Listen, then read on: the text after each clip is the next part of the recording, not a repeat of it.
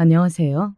저는 지긋지긋한 전남편놈과 갈라서고 화려한 싱글로 돌아온 40대 직장인입니다. 결혼해서 살아보신 분들은 다들 공감하시겠지만 이혼이라는 게 단순히 몇 번 싸운다고 결정할 수 있을 만큼 가벼운 사안이 아니잖아요. 아무리 결혼 생활 중에 갈등이 많았다고 하더라도 실제로 이혼까지 결심할 정도가 되기란 결코 쉽지 않은 일이죠. 그럼에도 이혼에 이르게 된다면 밖에서 보기에 말로 다 할 수 없을 정도로 갖은 일들과 마음고생을 겪었다는 뜻이기도 하겠죠. 저 역시 전 남편과 결혼해서 살면서 속이 뒤집힐 일이 결코 적지 않았습니다. 지금 와서 생각해보면 어떻게 그런 놈하고 결혼해서 평생 같이 살 생각을 했는지 제가 아주 생불이 따로 없었더라고요. 하지만 저도 그렇게 호락호락 당하고 있지만은 않았습니다. 전 남편과 이혼하고 나오면서 그동안 참고 살았던 것들을 시원하게 다 털고 나왔거든요. 저 인간 저렇게 하자 있는 것 알았으면서 나한테 돈까지 받아놓고 입을 싹 닦아? 누구 인생을 망하게 하려고. 그 쓰레기 돈까지 주고 수거해 가겠다고 난리 피운 건 당신이야. 바람 피운 년 주제에 감히 어딜 찾아와서 행패야? 똑같은 것들끼리 잘 살겠다 싶었다. 왜? 네. 그 인간 주제도 모르고 마지막엔 바람까지 피우고 갖은 연병을 다 떨더군요. 마치 천년의 사랑이라도 되는 듯 제 앞에서 주접을 떨던 전 남편과 상간녀에게 시원하게 뒤통수를 때려주고 털고 일어난 제 사연 얘기 지금부터 들려드릴게요. 제가 전 남편과 만나게 된 건 어른들께서 주선하신 선자리를 통해서였습니다. 30대 중반이 넘어가도록 결혼 생각이 없었던 저를 보시고 저러다 결혼 안 하겠다고 할까봐 발을 동동 구르시던 친정엄마 성화를 이기지 못해 나간 자리였죠. 사실 선보러 나가면서도 결혼 생각이라고는 조금 더 없었습니다. 대학 졸업하고 힘든 취업 준비생 시절을 보내면서 원하는 회사에 가기 위해 고군분투했습니다. 애초부터 사회생활 몇 년 하다가 결혼한답시고 직장 관둘 생각은 추호도 없었기에 애초에 사회생활 몇 년 하다가 결혼한답시고 직장 관둘 생각은 추호도 없었기에 제 여생을 함께 할 수 있는 좋은 회사에 들어가려고 무지의 애를 썼어요. 저희 부모님은 저랑은 생각이 많이 다른 분이셔서 딸이 적당히 나이 차면 시집가서 애 낳고 사는 걸 당연하게 생각하시는 분이셨습니다. 그 과정에 딸의 자아 실현이나 사회인으로서 탄탄한 경력을 쌓는 일들은 당연히 고려되지 않았죠. 이렇듯 가치관이 충돌할 일이 많다 보니 취업해서 오피스텔 원룸 보증금이 모이자마자 독립을 했습니다. 남들은 제가 다니는 공기업 이름만 대도 딸내미 좋은 직장 다녀 좋으시겠다며 칭찬을 해도 그런 칭찬 들을 때면 으쓱해 하시고는 여자가 직장 오래 다녀 좋을 거 없다는 말을 입에 달고 사시는 부모님이셨습니다. 저 취업한다고 그 고생을 할 때 격려의 말 한 번 제대로 해주신 적이 없으면서 제 노력을 가볍게 여기시는 부모님한테 감정이 좋기가 힘들었죠. 그래서 그동안 선보라는 얘기에도 들은 척도 하지 않았으나 본인들 딴에는 사익감으로 썩 마음에 드는 자리셨는지 이번에도 선자리 안 나가면 회사까지 쳐들어오겠다는 말에 마지못해 나간 자리였습니다. 애초에 원치도 않은 선자리에 질질 끌려 나간 셈이니 제 표정이 좋을 수가 없었겠죠. 기본적으로 인사치레만 하고 서둘러 나올 작정으로 나간 자리였는데 그 자리에 나온 전 남편은 그런 저를 보며 시종일관 싱글벙글했습니다. 받아들이기에 따라선 어찌되었든 선자리까지 나와서 똥 씹은 표정을 하고 있는 제가 무례하게 보일 수도 있는 일이었어요. 사실 상대방 측에서 비협조적으로 나온다고 해도 감수할 생각이었습니다. 하지만 그런 제 태도에도 아랑곳하지 않고 웃는 얼굴로 시종일관 친절하게 굴면서 어떻게든 분위기를 풀어보려는 그 사람을 보니 내가 여기까지 억지로 나온 게 저 사람 잘못도 아닌데 괜한 사람한테 화풀이를 했다 싶어 미안해졌습니다. 나중에 알고 보니 지인 결혼식에 참석한 저를 보고 마음에 들어한 전 남편이 어른들 통해 제게 선자리를 넣었던 거더라고요. 애초부터 목적이 확실해 나온 사람이었으니 제게 잘 보이려고 한 게 당연한 일이었겠죠. 시커먼 속 알맹이와는 다르게 겉모습은 번지르르한 편이어서 자기가 잘 보이겠다고 마음먹은 사람 앞에서는 얼마든지 좋은 척하는 데 능숙한 사람이었습니다. 그날은 제가 그 희생양이 된 거였죠. 그런 사실은 꿈에도 모른 채 약간의 호감과 죄책감을 남긴 그 자리는 이내 새로운 만남 약속으로 이어졌습니다. 결혼 생활 동안 치고받고 싸우던 것과는 별개로 연애할 때는 제게 지극정성이었던 사람이었기에 당초 제 예상과 다르게 만남은 계속해서 이어졌습니다. 일단 양가 어른들로부터 애초에 둘을 맺어주고 싶어 혈안이었으니 뜻밖에도 제가 계속해서 전 남편을 만나자 당장이라도 결혼시킬 것처럼 뛸 듯이 기뻐하는 친정 부모님이었습니다. 당시 전 남편은 캠핑 장비나 서핑 용품 등 레저 사업 관련 장비를 렌탈해주는 사업을 운영하고 있었어요. 성격 자체가 사람 좋아 보이고 변죽이 좋은 사람이어서 그런지 정적이고 조용한 취미생활을 주로 즐기던 저와는 다르게 주변에 지인들도 참 많았습니다. 저랑 데이트하면서도 지인들 연락이 끊이질 않았으니 처음부터 저랑 성향이 정반대인 사람이라는 건 알고 있었어요. 무엇보다 항상 태도에 자신감이 넘치던 사람이었습니다. 그 당시만 하더라도 사업도 잘 되는 편이었고 그러다 보니 주위에 호감을 가지고 다가오던 사람들도 많았을 터이니 아무래도 그랬겠죠. 저는 평생 직장 생활을 할 생각만 가지고 살아왔던지라 사업에 대해서는 아는 게 아무것도 없었습니다. 제가 모르는 분야의 능숙한 모습으로 자신감 넘치게 임하던 그 모습이 그때는 매력적으로 느껴졌어요. 그동안 연애를 안 해본 건 아니었지만 죄다 저와 비슷한 성향의 비슷한 환경의 사람들을 주로 만나왔기 때문에 전 남편이 더 특별하게 느껴졌었죠. 그렇게 한 치 앞도 보지 못하고 그 사람과 결혼을 결심하게 되었습니다. 나 결혼한다고 집안에 들어앉는 일은 절대로 없을 거야. 나 지금 회사 들어가려고 정말 죽기 직전까지 노력했어. 결혼했다고 쉽게 관둘 수 있을 만큼 나한테 가벼운 일 절대 아니야.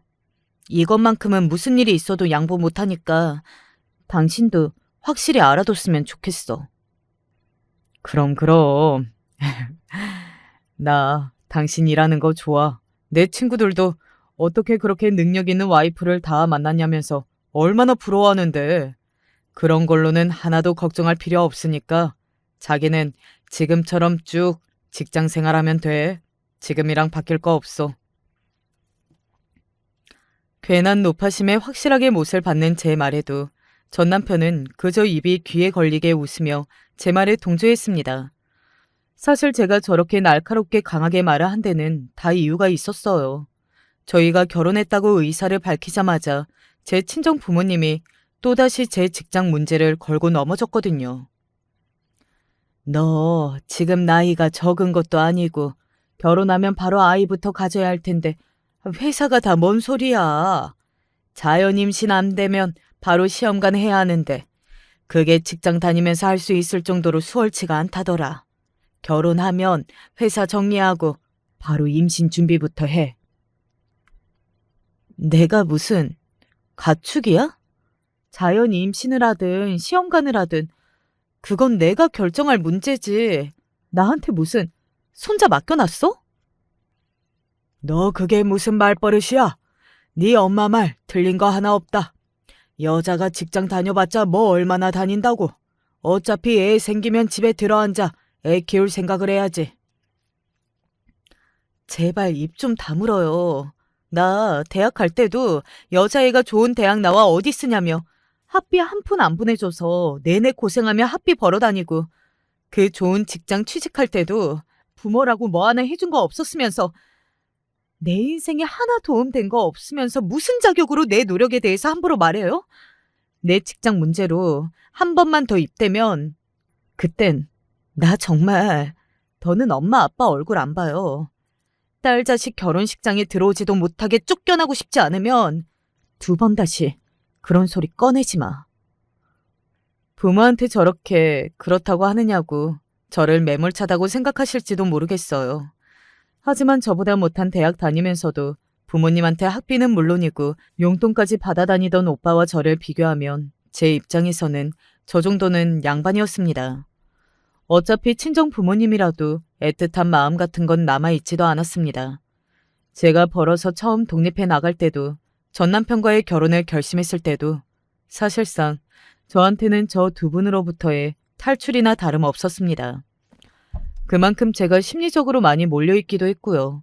만약 다른 사람들처럼 자식의 결정에 아낌없이 지원을 쏟아주시는 자상한 부모님 밑에서 자랐더라면 저런 반도피성 결혼을 선택했을까 싶어 이혼 후에도 친정 부모님에게는 원망스러운 마음이 들었습니다. 하지만 이렇게 태어나는 게 제 운명이라면 이제와 일어난 일들을 돌이킬 수는 없고 뭐 어쩌겠어요. 어찌되었든 이런 크고 작은 잡음을 겪으면서 저희는 결혼을 하게 되었습니다. 처음에는 신혼집을 전 남편이 해왔습니다. 한창 사업이 잘 되던 때여서 자금 여유가 좀 있기도 했고 평소에도 워낙 과시하는 걸 즐기는 사람이기도 했어요. 결혼할 때 신혼집만큼 신부에게 떵떵거릴 수 있는 게 없잖아요. 신혼집은 제가 당초에 예상하지 못한 생각지도 못할 정도로 평수가 큰 서울 도심의 아파트였습니다. 아무리 사업이 잘 된다고 해봤자 아직 그 사람은 개인 사업자였어요. 사업 규모를 점차 키우고 있기는 했지만 본인이 부리는 직원보다는 대행 업체를 통해 그때그때 사람을 쓰는 편이어서 안정성이 높다고 보기는 어려웠습니다. 당신, 사업 이제 시작이나 마찬가지인데 벌써부터 이렇게 무리할 필요가 있을까? 나 이렇게까지 큰 집은 바라지도 않아. 그저 우리 둘 안락하게 지낼 수 있는 적당한 규모여도 충분하니까 집을 조금 줄여보는 건 어때? 무슨 소리야. 당신 남편, 당신한테 이 정도는 해줄 수 있어. 내가 그 정도 능력도 없는 사람으로 보여?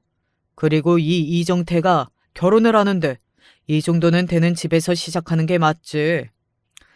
집이라는 게 단순히 사람이 사는 공간만 의미하는 게 아니야. 자기야, 이게 다 남들 보기에는 평가의 대상이 된다고.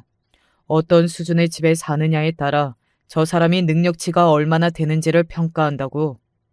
자기야, 지금까지 취직해서 회사 생활만 해봐서 잘 이해가 안 가겠지만 사업하는 사람들한테는 이런 것도 중요해. 두고 봐. 앞으로는 사업 더 키워서 이것보다 배는 되는 전원주택에서 사모님 소리 듣고 살게 해줄 테니까. 자신있게 큰 소리로 떵떵 치는 전 남편을 보고 더는 뭐라고 할 수가 없더라고요. 전 남편 말대로 사업하는 사람들 사이에 암묵적인 룰 같은 건 아는 바가 없는 저였습니다. 전 남편 말하는 특징이 딱 저런 거였어요. 사람들 잘 모르는 약한 부분을 아주 확신에 찬 말투로 잘 안다는 듯이 이야기하면 아무래도 그쪽에 대해 잘 모르는 사람들은 그런가 하고 넘어가기 쉽죠. 전 남편의 저런 사람 속여 넘기려는 말투는 결혼 생활 내내 계속되었습니다. 몇 번 당한 후로는 저도 눈치를 챘으나 저 때까지만 하더라도 아직 전 남편의 저런 면모에 대해서는 제대로 눈치를 채지 못한 저였습니다. 듣다 보니 사업한다는 사람이 집 규모가 너무 평범해도 순수익이 별로 나지 않는 것처럼 보일 수도 있겠다 싶기도 했어요.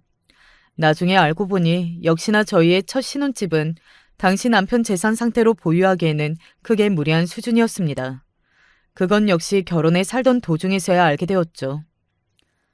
속사정이 어떻든 간에 곧 시집갈 딸자식 신혼집이 떡 벌어진 대궐 같은 꼴을 보니 친정 부모님 입장에서는 좋아서 입이 귀에 걸릴 지경이었죠. 처음 집 구경을 시켜드리는 날 놀라서 입이 떡 벌어진 부모님께서 이내 제게 생색을 내기 시작했습니다. 어쨌든 저 대단한 신혼집 해온 사위가 본인들이 주선한 선자리로 만나게 된 사람이 아닙니까? 거봐라. 엄마 말 들어 나쁠 게 하나 없는 거야. 나 아니었으면 네가 언감생심 저런 좋은 남편감을 또 어디서 만나니? 그런 엄마한테 고마워할 줄은 모르고. 직전에 제 직장 문제로 심하게 사이가 틀어졌기 때문에 답지 않게 한동안 제 눈치를 보시던 친정 부모님 입장에서는 잘 걸렸다 싶었겠죠.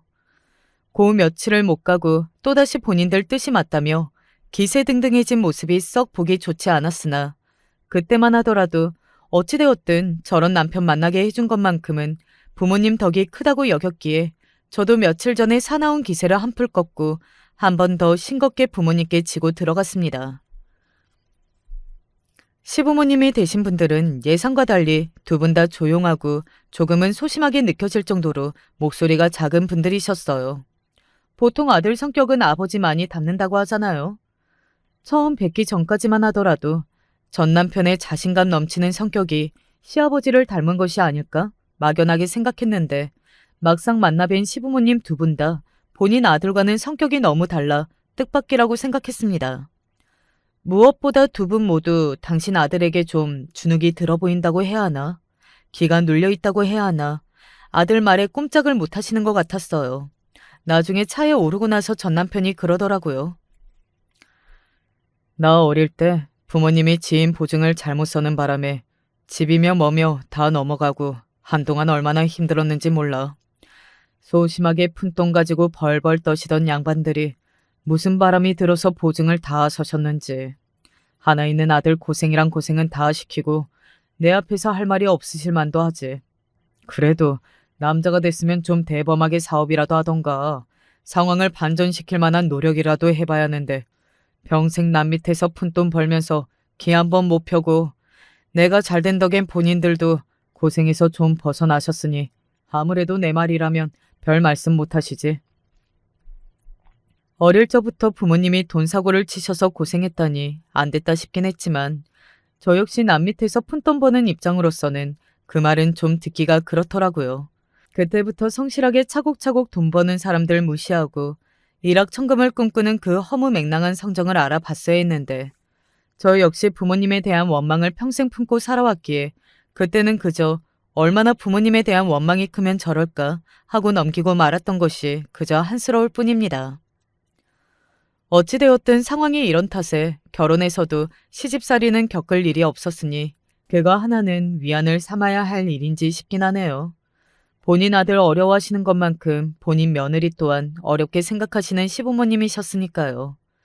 그저 본인 딸 우습게 알고 남의 자식인 사위만 떠받드는 저희 친정 부모님보다야 나은 분들이라고 생각했습니다. 결혼하고 나서도 전 남편 사업은 한동안 호황을 이뤘습니다. 워낙 잠시도 집에 가만히 붙어있지를 못하는 사람이었기에 끊임없이 지인들로부터 새로운 사업체며 사업가들을 잘도 소개받는 사람이었어요. 항상 바쁜 사람과 살다 보니 비교적 출퇴근이 일정한 제가 집에 혼자 머무는 시간도 길어졌습니다. 남들은 결혼하고 신혼생활하면서 부부 둘이 찰싹 붙어서 그렇게나 깨가 쏟아진다는데 항상 밤이 늦어서야 잠깐 잠만 자고 나가는 남자랑 같이 살려고 드니 결혼 전 혼자 자취할 때보다 외로움을 느끼는 일이 잦아졌습니다. 하지만 애초에 저런 사람이라는 걸 모르고 결혼한 것도 아니고 자기 딴에는 사업 잘 일으켜보겠다고 이리저리 애를 쓰고 있다고 생각했으니 그런 서운함을 토로하기도 쉽지 않았죠. 한 가지 이상했던 점은 전 남편은 그렇게 사람 좋아하면서도 자기 지인들을 집으로 초대하는 경우는 전혀 없었습니다. 결혼한 지 얼마 안 되어서 집들이를 하려고 했을 때도 전 남편은 극구 집들이 하겠다는 저를 말리는 거예요. 요새 세상에 촌스럽게 무슨 집들이식이나 그런 거 하면 결국 고생하는 건 당신인데 나 내 마누라 그렇게 고생시키기 싫어. 그리고 나가면 항상 보는 사람들인데 굳이 뭘 또 여기까지 불러서 대접을 해.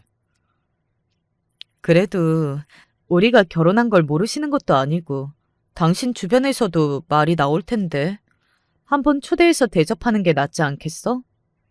아냐. 나 아는 지인들이 어디 한둘도 아니고 그 사람들 다 챙겼다가는 당신 정말로 허리 나가. 당신이 정 그렇게 마음이 쓰이면 내 지인들은 내가 알아서 할 테니까 당신 지인들만 몇몇 초대해서 조촐하게 하고 지나가자. 응? 사실 제 지인들이라고 해봤자 학창시절 친구 몇이랑 대학 동기 몇, 가깝게 지내는 직장 동료 몇이 전부였기에 제 지인들 집들이는 크게 어려울 일이 없었어요. 전 남편한테 얘기하면서도 전 남편 지인들 불러다 집들이 하면 몸살은 예약이겠구나 싶었기에 걱정은 됐었죠. 하지만 너 시집가 놓고 대체 집들이는 언제 하냐며 성화인 제 친구들을 보면서 전 남편이라고 저런 닭달 안 들을 리가 없을 텐데 싶었거든요.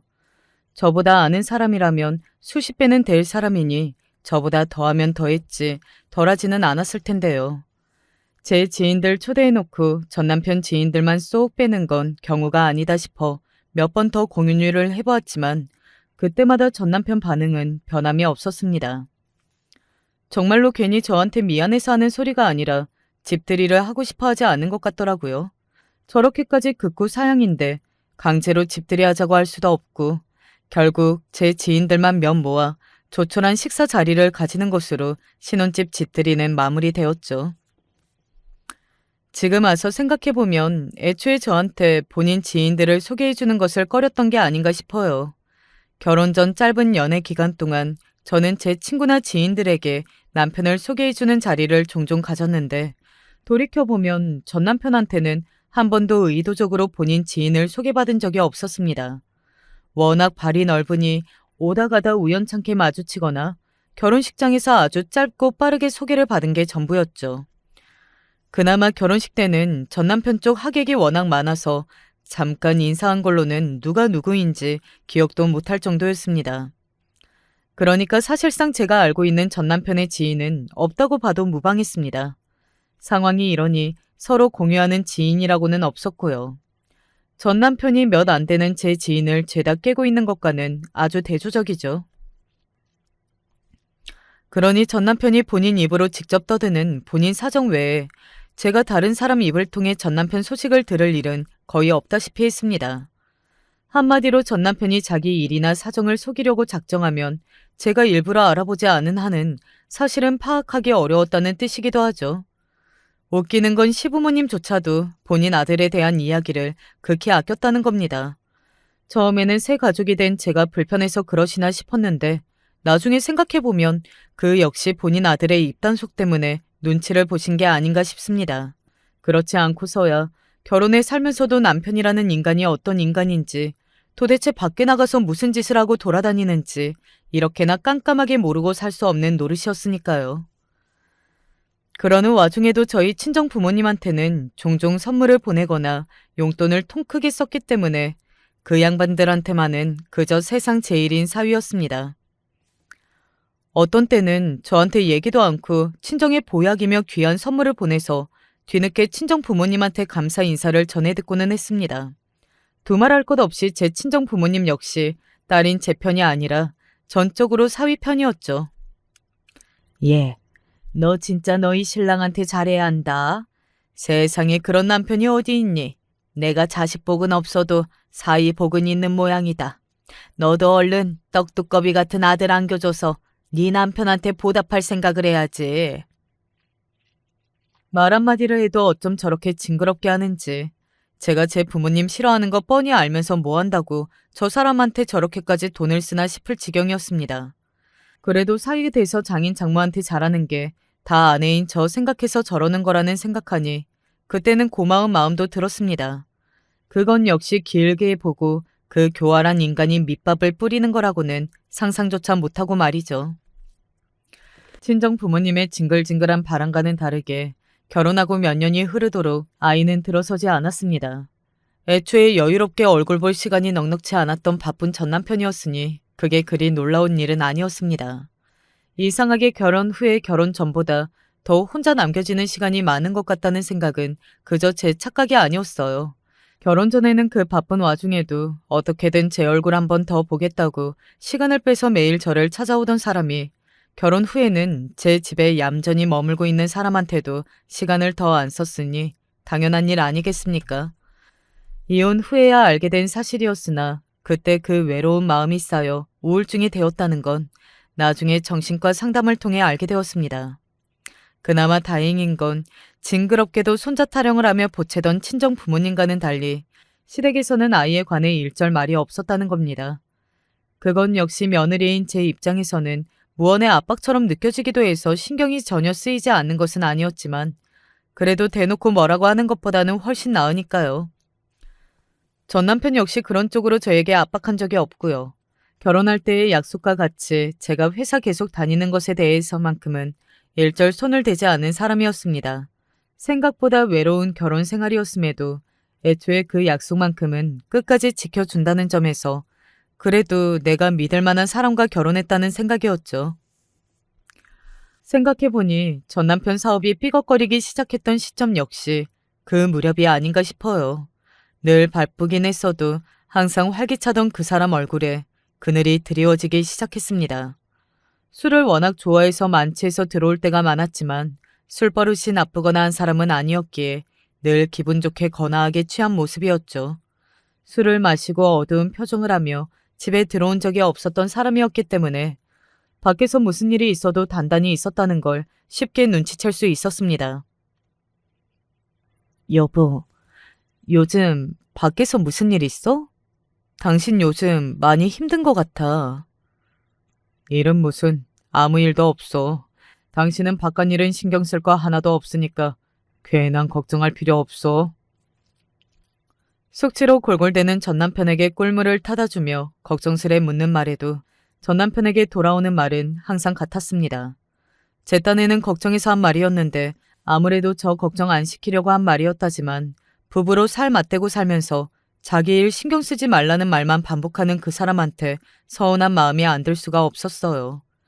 하지만 그 사람이 얘기해 준다 한들 사업에 도움 될 만한 사람도 아닌 제가 할 수 있는 일도 없었겠죠.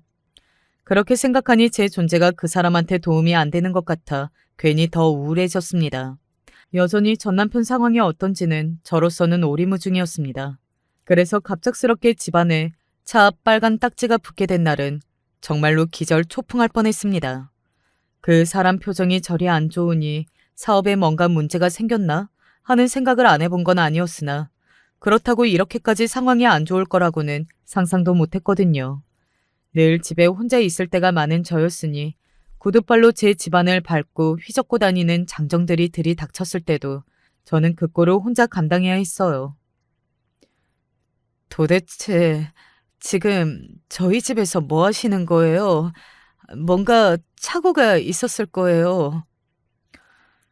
여기 서류 보시면 아시겠지만 저희는 절차대로 집행하는 것뿐이에요. 남편분에게 말씀 못 들으셨어요? 관계자가 건넨 서류에는 저희가 살고 있던 신혼집이 경매로 넘어가게 되었다는 사실과 채무 이행이 더 미뤄지면 전 남편이 신용불량자로 등재된다고 적혀 있었어요. 사업 잘하던 사람이 한순간에 집 넘어간 것도 부족해 신용불량자까지 된다니 대체 이게 무슨 일인가 싶어 눈앞의 일이 그저 혼란스럽기만 했습니다. 저 혼자 그 일을 당하고 있는데 아무리 연락해봐도 그 사람과 통화가 되질 않아 속이 새까맣게 타들어갔습니다. 그렇게 온 집안을 구둣발로 휘젓고 난 뒤 엉망이 된 집에 혼자 망연자실하게 주저앉아 있는데 자정이 넘어서야 전 남편이 술 냄새를 풍기면서 비척비척 집으로 기어 들어왔습니다. 그 긴 시간 동안 그 초라한 곳에 홀로 남겨져서 저는 생각했습니다. 처음엔 이런 곳에 저 혼자 남겨둔 전 남편을 가만두지 않으리라. 대체 아내인 나를 뭐라 생각했기에 이 지경이 되도록 이런 방구도 없을 수가 있는지 그 사람이 괘씸해 견딜 수가 없었습니다. 하지만 차츰 시간이 지날수록 머리가 차가워졌습니다. 어찌되었든 신혼집은 전 남편의 명의였고 마지막에 일이 되기는 했지만 제 주변에 언감생심 이런 집에서 어찌되었든 그간 호강하고 살 수 있었던 건 그 사람 덕이라고 생각했으니까요. 이제 와서 이곳을 빼앗기게 되었다고 한들 이 집이 진심으로 제 것이라 생각하지는 않았던 모양이에요. 거기까지 생각이 미치자 어떻게 되었든 이곳에 나를 홀로 두지 않고 그 사람이 얼른 들어와 줬으면 싶었습니다. 그동안 우리 사이에 대화가 너무 없었구나. 그러니 부부 사이의 대화를 통해 해결하면 될 거라고 마음을 달래고 또 달랬어요. 막상 집에 돌아온 전 남편 얼굴에 상심이 가득한 걸 보니 뭐라 쏘아 붙일 수도 없었죠. 아무 말도 못하고 그저 자기를 멍하니 쳐다보는 저를 보고는 그 사람이 제 앞에 털썩 주저앉았습니다. 여보, 미안해. 내가 어떻게든 당신 알기 전에 내 힘으로 수습하고 싶었는데 도저히 막을 수가 없었어. 평생 사모님으로 떵떵거리고 살 수 있게 해주겠다고 그렇게 큰 소리를 쳤는데 이런 꼴까지 보게 만들어서 정말 미안해. 그래요. 자기라고 이렇게 되고 싶어 그랬겠습니까? 그렇게 생각하니 저 사람이 측은하게 느껴지더군요. 그렇게 자부심 넘쳐하던 사업이 그리 됐는데 속이 쓰려도 저 사람 속이 배는 더 쓰리겠지 싶었어요. 어찌되었든 부부가 아닙니까? 그 쓰린 속 내가 안아주지 않으면 누가 안아주랴. 다른 말 안 하고 그저 저 사람을 감싸줘야겠다고 생각했습니다. 괜찮아. 괜찮아, 여보. 이 집 아니라도 우리 둘 살 곳 하나 없겠어? 나 처음부터 당신한테 이런 큰 집 굳이 필요하지 않다고 그랬잖아. 내가 당신한테 바라는 건 그저 앞으로는 나한테 숨김없이 다 말해주는 거. 그거 하나뿐이야. 원망도 하지 않고 담담하게 말하는 저를 보더니 설움이 복받쳤는지 그 사람이 울음을 터뜨리며 저를 끌어안고 한참을 울었습니다. 그렇게 저희는 저희 신혼생활을 보냈던 화려한 신혼집에서 떠나게 되었죠.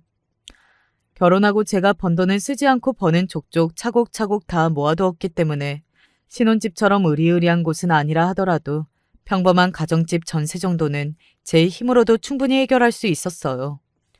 하지만 그렇다고 당장 전셋집에 다음날 입주할 수는 없었으니 당분간 시댁에서 신세를 지게 되었습니다.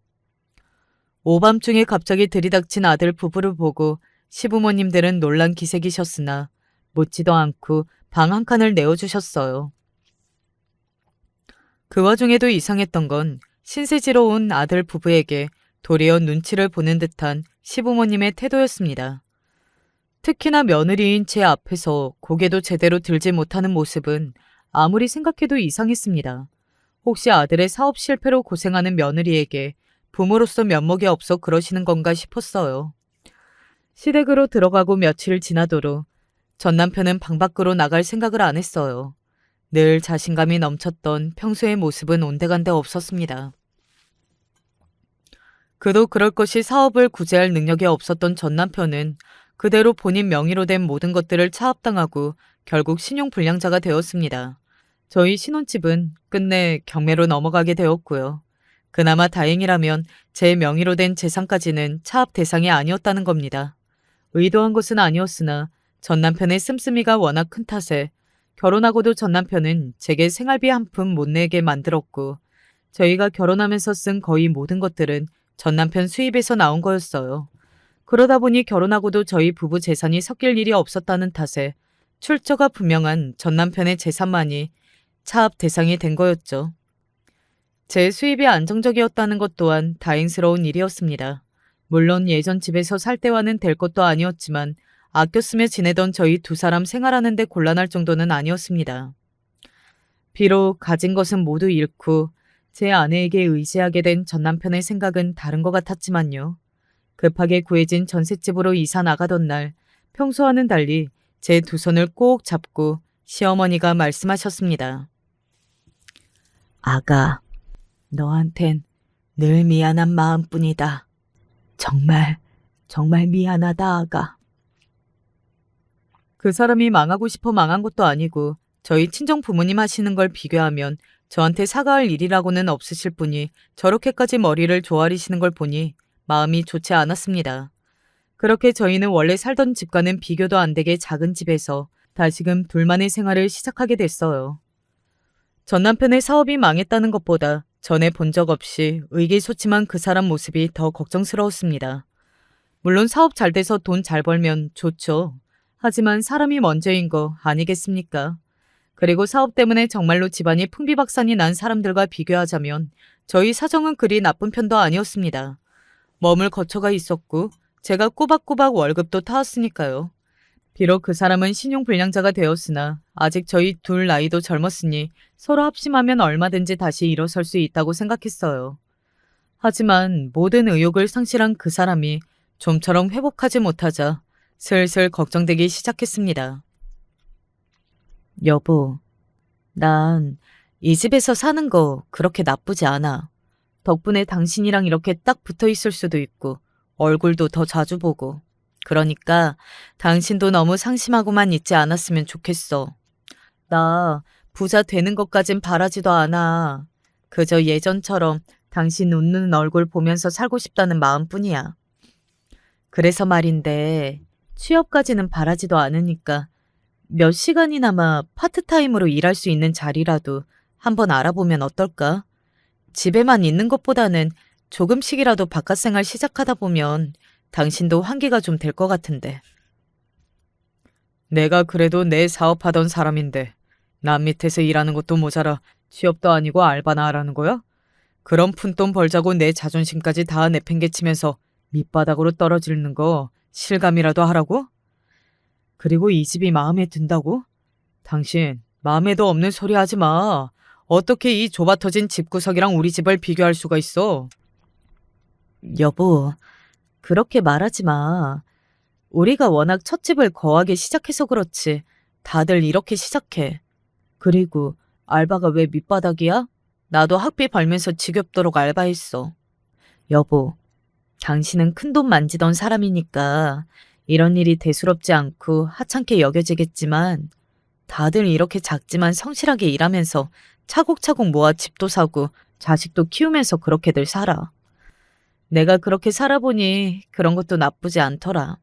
더군다나 우리 혼자도 아니고 둘이 같이 있잖아. 우리 아직 젊은데 뭔들 못하겠어. 우리 같이 힘내보자, 여보.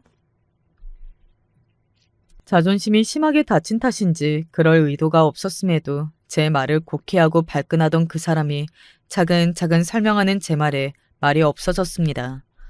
그땐 그게 제 뜻을 이해하고 둘이 잘 살아보자고 현실을 받아들이는 건 줄 알았습니다. 그리고 며칠간 전 남편이 밖으로 나가 이것저것 하는 것 같아 내심 다행이라고 생각했어요.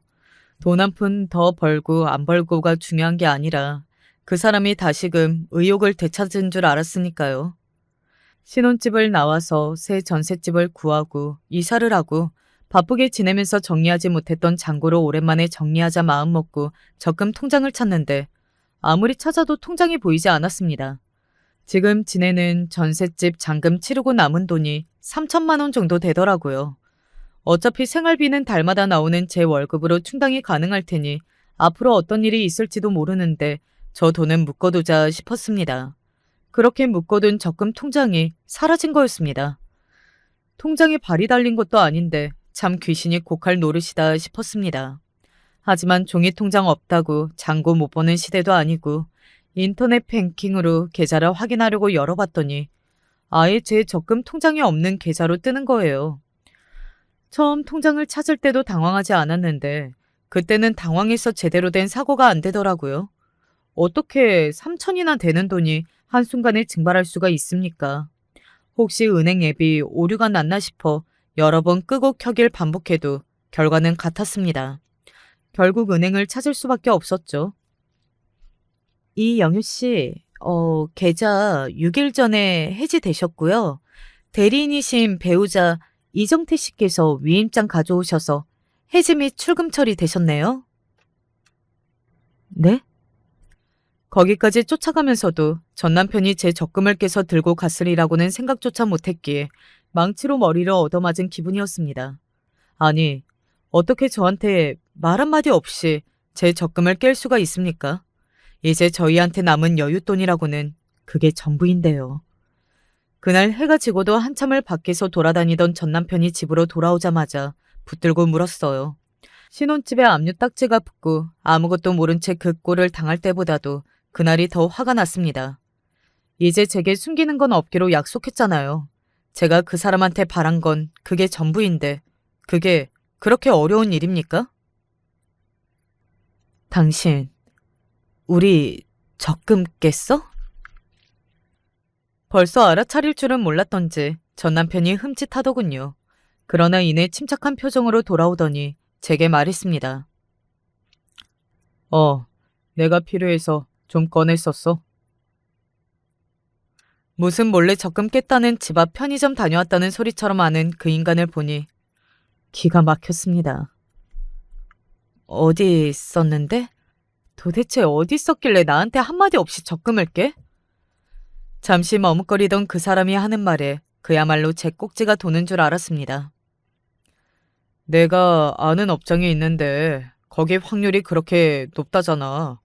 당신 원금은 책임지고 찾아줄 테니까 당신은 조금만 기다리면 돼. 그러니까 이 인간이 불법 사설 도박장에 우리 적금까지 깨서 들고 갔다는 겁니다. 저 사람이 도박을 하고 있을 거라고는 꿈에도 생각 못했기에 배신감에 뒤로 넘어갈 지경이었습니다. 저는 어떻게든 잘 살아보겠다고 아등바등 용을 쓰는데 어떻게 제 돈을 그렇게 쉽게 길바닥에 내버릴 수가 있어요? 당장 내 돈 찾아와. 원금에서 10원 한 장이라도 빠지는 날에는 당장 당신이랑 이혼이니까 그런 줄 알아. 제가 그렇게 미친년처럼 화내는 건 본 적이 없어 홍비백산한 놈이 집 밖으로 뛰쳐나갔습니다. 그냥 하는 소리가 아니라 다른 건 몰라도 여자랑 도박은 절대 눈 감아줄 생각이 없는 저였어요. 손목을 끊어내도 못 끊는 게 도박이라는데 아무리 상심이 컸다고 한들 어떻게 도박에 손을 댈 수가 있는지 분노에 온몸이 부들부들 떨렸습니다. 그날 거의 새벽녘이 되어서야 돌아온 그 사람 손에 들린 건 겨우 1,000만 원뿐이었어요. 적금 깬 지 고작 일주일도 안 되어서 벌써 2,000만 원이 넘게 도박으로 날린 셈입니다. 거의 제 연봉 절반에 가까운 돈이 그렇게 허무하게 날아갈 수 있다니 억울함에 눈물이 삐질삐질 새어나왔습니다. 그런 제 꼴을 보고 어쩔 줄 모르던 놈이 주절주절 짓거리기 시작했습니다. 이건 갑자기 돈 빼오느라 그런 거고 금방 원금 회수할 수 있어. 이게 다 아는 사람끼리 아름아름 하는 거라 절대 이룰 수가 없는 구조라니까. 그리고 나 당신이 바라던 대로 일자리도 구했어. 아는 지인 통해 사업 도와주기로 해서 월급도 제법 나올 거야. 우리 잃은 돈 다시 찾는 거 일도 아니야. 울지 마, 여보. 이제 저한테는 돈이 문제가 아니었어요. 도박하는 놈을 뭘 믿고 평생을 같이 삽니까? 저 사람이 전 재산을 잃었을 때도 이렇게 상심하진 않았어요. 부부는 허물도 같이 안고 사는 거라 생각하고 저 사람을 감쌌는데 이제는 저 사람이 평생을 함께해도 되는 사람인지조차 확신이 들지 않았습니다. 당신, 이게 처음이야? 뭐? 도박한 게 이번이 처음이냐고. 그러자 주절주절 떠들어대던 입이 대번에 대물렸습니다. 그럼 그렇죠. 도박 한 번만 하는 놈이 세상에 어디 있겠습니까? 전 남편 반응에 심장이 땅 밑으로 꺼지는 것 같았습니다. 그렇게 아무 말도 없이 안방으로 들어가 버렸어요. 그 사람 얼굴을 보고 싶지가 않았습니다. 그렇게 저희 부부의 냉랭한 생활이 시작되었습니다. 취직을 했다는 말은 거짓이 아닌지 같은 시간에 그 사람이 꼬박꼬박 집을 나섰지만 배웅해줄 생각은 들지 않았습니다. 저는 심각하게 이혼을 고려 중이었습니다. 그 일이 있고 나서 시어머니께 찾아갔어요. 물증은 없었으나 평소 지나치게 제게 저자세이던 게 전 남편의 도박과 아주 관계없는 일이 아니라는 생각이 들었습니다. 아니나 다를까 그 인간이 제 적금까지 깨서 도박장에 갖다 바쳤다는 말에 시어머니 안색이 새하얗게 질렸습니다. 걔가 고등학교 다닐 때에도 자기 알바한 돈으로 도박을 하길래 어떻게든 말려보려고 했는데 해준 거 하나 없는 어미이다 보니 어미 말을 들어먹질 않아서 자식한테 빌부터 겨우 사람 사는 꼴이 되었으니 부모 말이 얼마나 하찮았겠어. 그래도 사업 잘 되면서부터는 도박은 딱 끄는 줄 알았는데 다시 거기 손을 댈 줄은. 아가, 내가 이렇게 빌게. 불쌍한 우리 아들, 제발 한 번만 용서해줘. 내가 이렇게 빌게. 이걸 다 알고도 온 가족이 합심해 저를 속였다고 생각하니 제 앞에서 무릎 꿇은 시어머니도 그저 가증스럽게 보였습니다. 제게 비는 시어머니에게 대꾸도 않고 그 자리를 뜨면서 애초에 나는 그 사람에 대해 아무것도 아는 게 없었구나 싶었어요. 그 사람 사업이 망했을 때도 그 사람에 대한 마음은 식지 않았었는데 이렇게 순식간에 마음이 식어버릴 수도 있다는 게 스스로도 놀라울 지경이었습니다. 그 후로 몇 달간은 그 사람과 방도 따로 쓰고 가급적 집에서 마주치지 않으려고 노력했습니다. 처음에는 제 눈치를 보던 그 사람도 제 냉랭한 태도가 지속되자 발끈했는지 더는 제 마음을 품어줄 노력조차 하지 않았죠.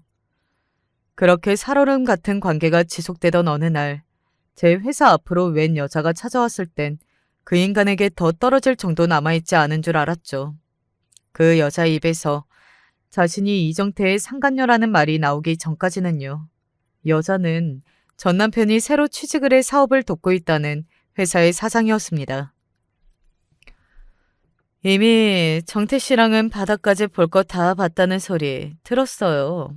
그런 상황에서 결혼 생활을 지속할 이유가 있어요? 서로 더 고생하지 말고 그 사람 좀 놔주세요. 이혼만 해주시면 사례는 섭섭치 않게 해드릴게요. 신용불량자의 도박쟁이 뭐가 그리 좋다고 본처한테 찾아와서 이혼만 해주면 돈까지 주겠다는 여자가 다 있는지 저 여자도 정신머리가 보통 빠진 게 아니다 싶었습니다. 도박만 해도 오만정이 다 떨어졌는데 여자까지? 더 볼 것도 없었죠. 그렇지 않아도 버리려던 놈 주워가며 돈까지 준다는데 마다할 거 뭐 있겠습니까? 너, 네 회사 사장이랑 바람났다며. 참, 제주도 좋다. 불륜 소식에도 하는커녕 냉소를 짓는 저를 보며 놈이 제 눈도 마주치지 못했습니다. 내 딴에는 다시 잘해보겠다고 그런 걸 몇 푼 좀 날렸다고 그렇게 사람을 괄시하고 당신도 나랑 그만 살고 싶은 거 아니었어? 이렇게 된 거 그냥 조용히 정리하자. 시끄러워져서 피차 좋을 거 없잖아. 웅얼웅얼 제 눈치를 보며 개소리를 늘어놓는 놈을 보자 결국에는 일이 될 일이었지 싶어 미련조차 남지 않았습니다. 하지만 그건 그거고 정산할 건 정산해야죠. 이혼할 땐 하더라도 내 돈은 도로 토해내야지. 너, 네가 유책 배우자인 건 알지? 보아하니 물주 하나 문 거 같은데 그거라도 안 놓치려면 똑바로 해야 할 거야. 너랑 그년 불륜이라고 온 동네방네 폭로하는 날에는 그 여자라고 안 떨어져 나가겠어? 제 비웃음에 사색이 된 놈 표정을 보니 저런 놈 진작 안 버리는 게 후회스러울 지경이었어요. 하지만 이왕이면 저놈이든 그 여사장이든 뜯어낼 거 많은 지금 이 타이밍이 온 것 또한 천운이다 싶었습니다. 돈 나올 구석도 없으면서 어디서 사채라도 쓴 모양인지 며칠 만에 뚝딱 돈 5천만 원을 해온 놈을 보고 혀를 끌끌 찼습니다. 이렇게 쉽게 돈 만들어 올 수 있었으면서 제 적금께서 쓴 건 지금까지 입을 싹 닦았다 이거죠. 놈통에서 긁어낼 수 있는 돈이라는 돈은 다 긁어내겠다고 다짐했죠. 상간녀에게 그 사례라는 거 제대로 하지 않으면 이혼은 꿈도 꾸지 말라며 으름장을 놓았더니 무려 1억을 제시하더군요. 똥값인 줄 알았는데 그놈 모셔가겠다고 1억을 내놓겠다니. 도박쟁이 남편 얻어 사기 결혼 당한 심정이었던 저로서는 그만큼 수지 맞는 장사도 없었습니다. 입금되자마자 한 톨의 미련도 없이 냉큼 이혼 도장을 찍어주었죠. 처음엔 그 괘씸한 여자한테 상간녀 소송이라도 걸까 싶었으나 그래봤자 1억은 못 버니까요.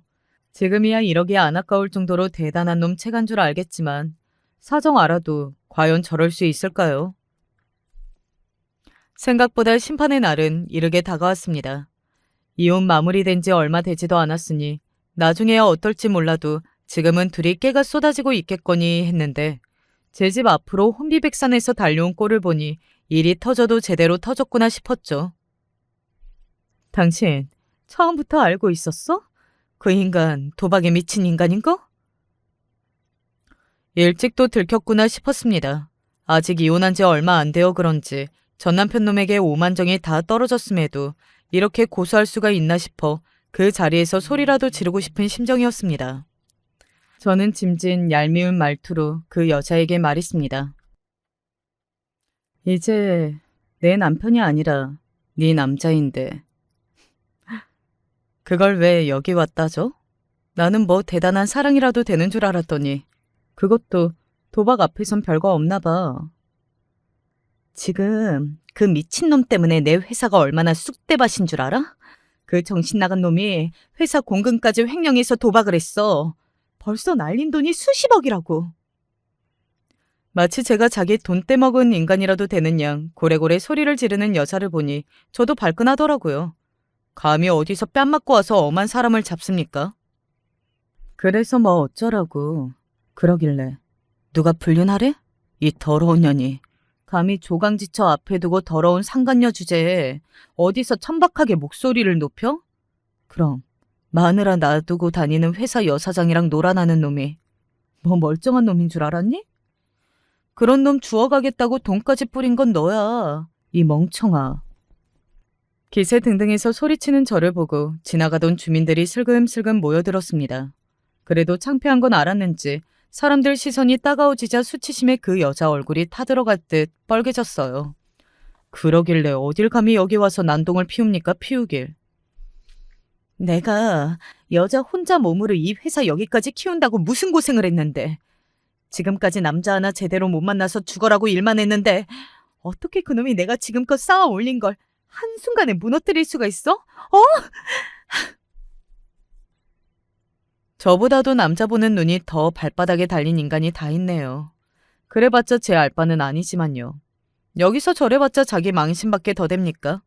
길바닥에 퍼질러 앉아 대성통곡을 하든지 말든지 여자를 내버려두고 집으로 들어와 버렸습니다. 전 남편 놈이 상간녀 회사 기둥을 어지간히 뽑아 먹은 모양인지 회사 운영이 어려울 정도로 휘청거렸다고 들었습니다. 도박은 반신불수가 돼도 못 끊는다는 게 참말인가 봐요. 어떻게 그렇게 강 크게 남의 돈 빼먹어서 거액의 도박을 할 수 있는 건지 저로서는 이해가 안 되지만 덕분에 저한테는 사이다도 그런 사이다가 없었죠. 그 정도로 도박을 주체를 못하는데 저랑 살면서 어떻게 제 적금 빼먹기 전까지 그걸 감쪽같이 숨길 수가 있었는지 참 대단하다 싶었습니다. 아무래도 그래서 그렇게 죽어라 제 지인들에게 저를 감춘 거겠죠. 그 잘난 지인들, 그놈 그 꼴 되고 난 뒤로 누구 하나 도와주는 놈이 없었다니 구린짓거리하며 만든 인맥들이라는 게 결국 그런 거겠죠. 상간녀라고 그 지경이 되었는데도 남자한테 눈먼 반편이는 아니었던 모양인지 놈을 횡령죄로 고발했더라고요. 신용불량자의 재산이라고는 한푼 없는 놈이 남의 돈까지 도박으로 다 날려먹었는데 갚을 능력이 있을 리 만무했습니다. 결국 실형을 살게 되었다는 게 마지막으로 들은 전남편 소식입니다. 그나마 그 안에서 도박은 못할 테니 놈한텐 그게 더 다행이려나요? 이혼하고 나서 친정과는 연을 끊었습니다. 그런 놈하고 이혼을 했는데도 자기들 인생에 이혼이라고는 없다며 길길이 날뛰길래 그럼 그냥 자식 하나 없는 셈 치라 했습니다. 원래도 제 인생에 도움될 거 하나 없는 인사들이었는데 하나 있는 딸 자식한테 그런 놈을 찍어 붙여놓고 미안한 줄 모르는 사람들 품고 갈 이유가 없죠. 보기 싫은 인간들 싹 다 안 보고 사니 이렇게 마음이 편하고 후련할 수가 없습니다. 정말이지 그놈 아니었으면 평생 겪을 일 없는 오만 지저분한 꼴 다 보며 이혼에 이르게 되었네요. 하지만 이혼하고 하나같이 호되게 업보 치른 것을 보면 저런 것들과 더는 얽힐 일 없게 깔끔하게 정리한 건 정말이지 잘한 일이라 자신합니다. 타이밍 좋게 웬 눈먼 어리석은 여자까지 끼어들어줘서 제 위자료까지 만들어줬다니 뭐 운이 좋다면 좋다고 해야 할까요? 제 이혼 이야기는 여기까지입니다. 말도 많고 탈도 많았던 제 인생사 귀 기울여서 들어주셔서 정말 감사합니다. 저는 올해로 70이 되어가는 할머니입니다. 다소 그리 서투를 수 있으나 제 가슴이 너무 답답하고 사는 게 사는 것 같지가 않아 여기에 사연을 보내니 일단 잘 들어주셨으면 합니다. 저는 외동아들 하나를 두고 있습니다. 먼저 우리 아들로 말할 것 같으면 참 착하고 어디 하나 나무랄 데가 없는 아이입니다. 착하지, 다정하지, 의사지, 예의도 바르지, 정말 어디 하나 부족한 게 없는 애예요. 참 제 자식이지만, 아니 제 자식이라 말하는 게 아니라 정말 어디 내놓아도 아깝지 않아요. 자식이 너무 잘나면 장가 보내기 아깝다는 말이 있죠. 우리 아들 윤재가 그런 자식입니다. 엄마에겐 어찌나 살가운지 명절이 아니더라도 제가 다리가 아프다 하면 안마기를 사오고 해마다 영양제를 챙겨오고 건강검진을 받았는지 확인하죠. 귀찮을 법도 한데 먼저 제게 전화를 걸어오고요. 남편 복이 없으면 자식 복이 있는 건지 남편은 돈 한 푼 제대로 못 벌어오는 식충이 같은 인간이었지만 우리 아들은 달랐어요. 사실 아들이 그런 아이라는 건 처음 피덩이 같은 이해를 품에 안았을 때부터 알아본 것 같아요. 이 아이가 이춘숙 인생을 구하겠구나. 박복한 내 팔자를 좀 피게 해주겠구나. 그리고 정말 말 그대로 아들은 제 기쁨이자 행복이자 전부가 되었어요. 술을 마신 남편에게 머리채를 잡아 뜯길 때나 남편의 바람기 때문에 속이 썩어 문드러질 때마다 아들의 방긋거리는 미소를 보면 가슴에 응어리가 풀리는 것 같았고 살 것도 같았죠. 그때마다 저는 생각했어요. 그래, 내가 아들 때문이라도 잘 살아야겠다고, 살아봐야겠다고. 어떻게든 이 고된 인생, 더러운 팔자 한번 견뎌봐야겠다고. 하지만 배움도 짧고 기술도 별로 없던 여편네가 뭘 할 수 있었겠어요. 지금이야 여자들이 나가서 일도 하지만 그 시절엔 할 수 있는 일이 별로 없었어요. 남편이 돈은 안 벌어오지, 술 먹고 들어눕는 게 다반사지. 우리 아들 먹여 살리고 대학까지 보내려면 제가 모든 생계를 다 책임져야 했어요. 그래서 하루에 접시를 몇백 개를 닦고 남의 집 식모살이를 했죠.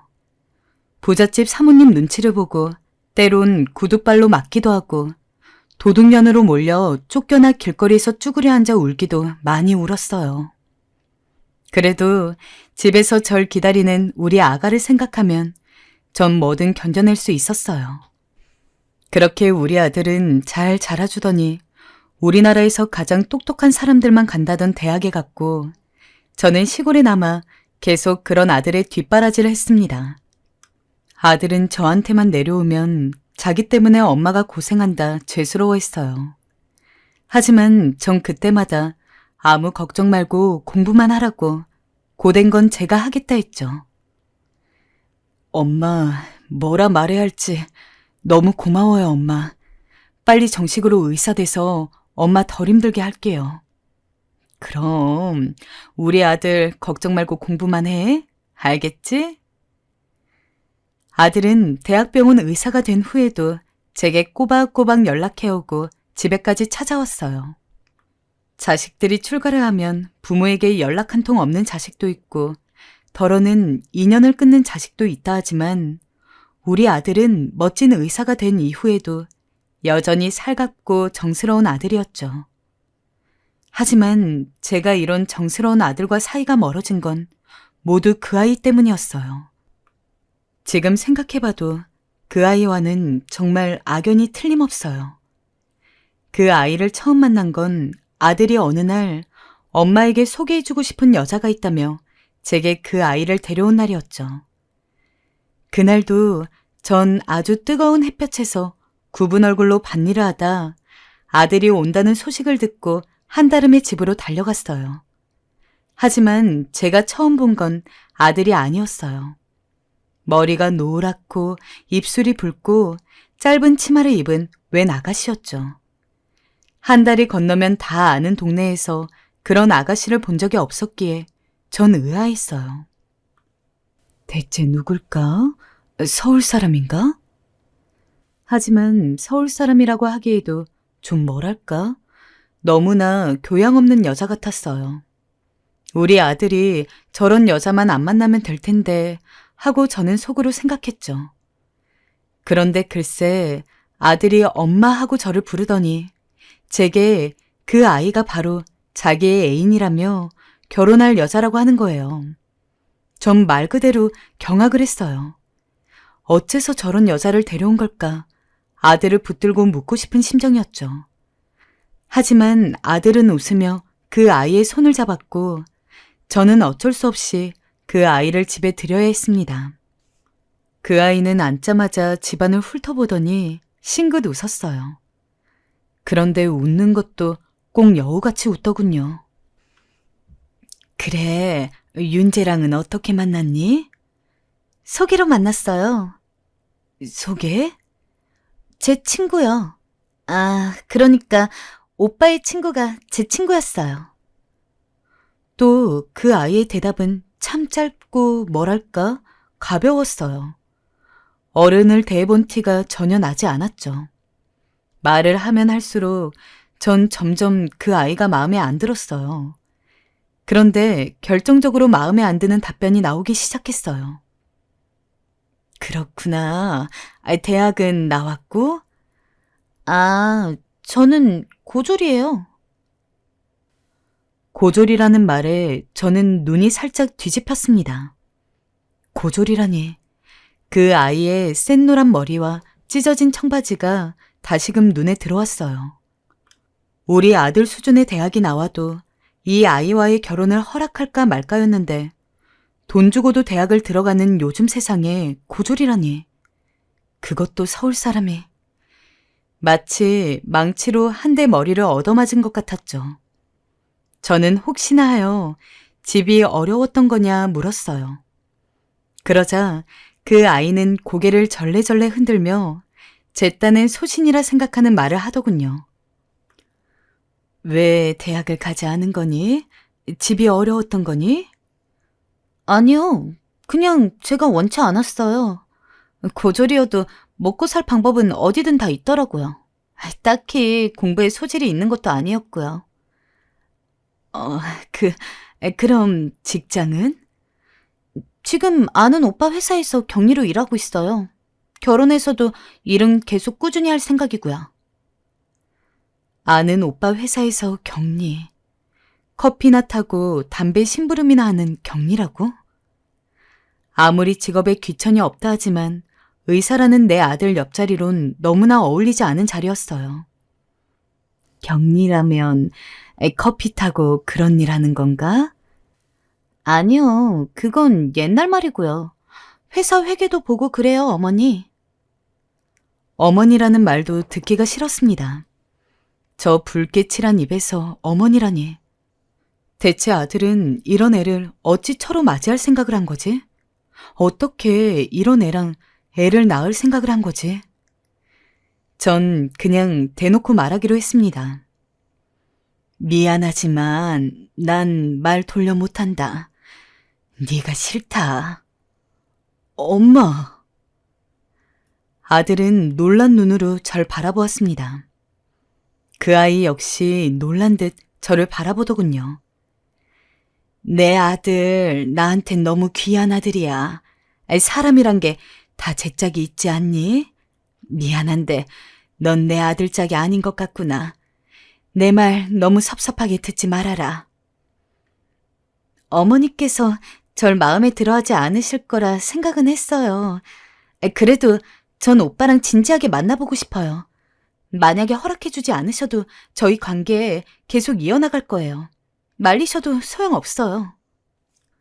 말하는 것도 어쩜 저리 당돌한지 정말 더 듣기 싫었죠.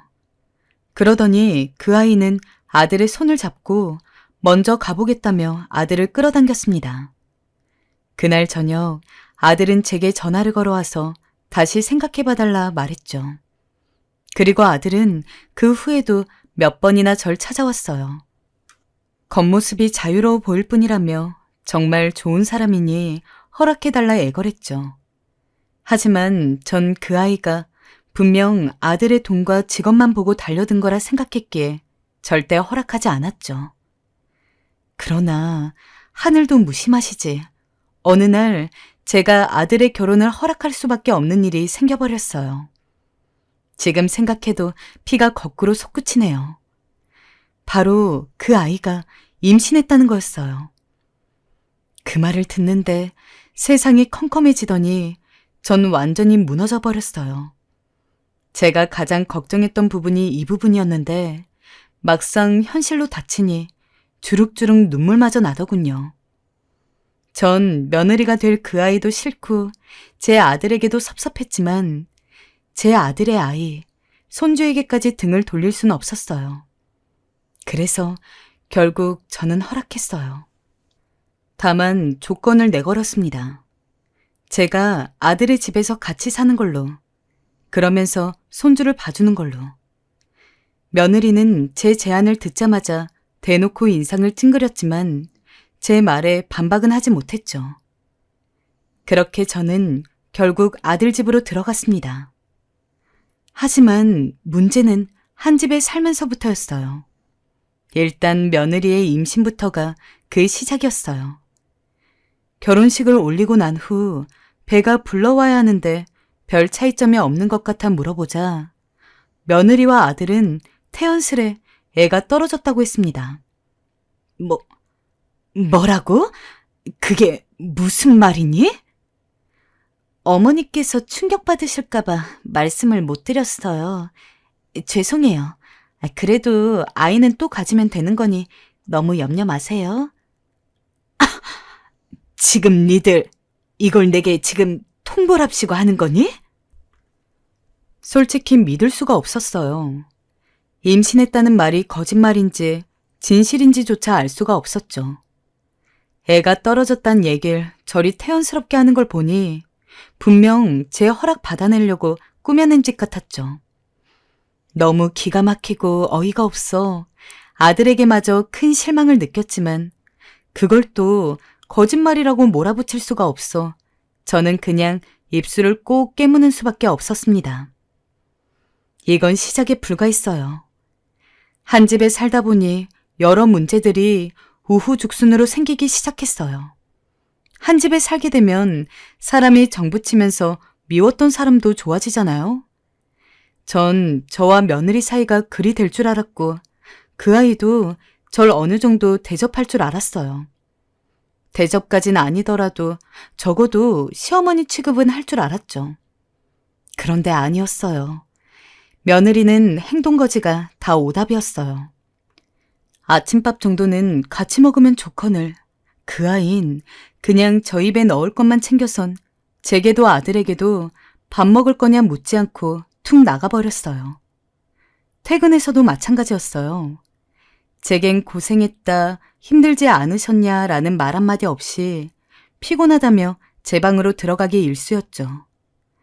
술은 또 얼마나 자주 먹는지. 자기 딴엔 회식이어서 어쩔 수 없다 하지만 믿을 수가 있어야 말이죠.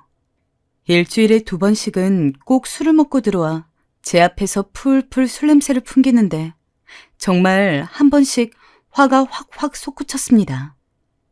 그러던 어느 날엔 제가 한마디를 붙였습니다. 얘야, 너 아무래도 술을 너무 많이 먹는 것 같은데 뭔 회식이 그리 많진 모르겠지만 한두 번은 거절하고 나올 수 있지 않니? 아님 회식 자리에서 음료수를 먹던가. 자꾸 술 먹는 건 네 몸에도 좋지 않아. 어머니, 회사 생활은 어머니 생각만큼 만만하지 않아요. 윗사람이 먹으라면 분위기 따라 어쩔 수 없이 먹어야 하고 그렇다고요. 저라고 뭐 먹고 싶어 먹는 줄 알아요? 왜 아무것도 모르면서 구박부터 하세요? 그렇게 며느리가 쏘아붙이니 말한 제가 민망해졌어요. 거기다 그 말이 기분이 나빴는지 쪼르르 아들에게 달려가 일러바쳐 아들에게 한 소리를 듣게 했어요.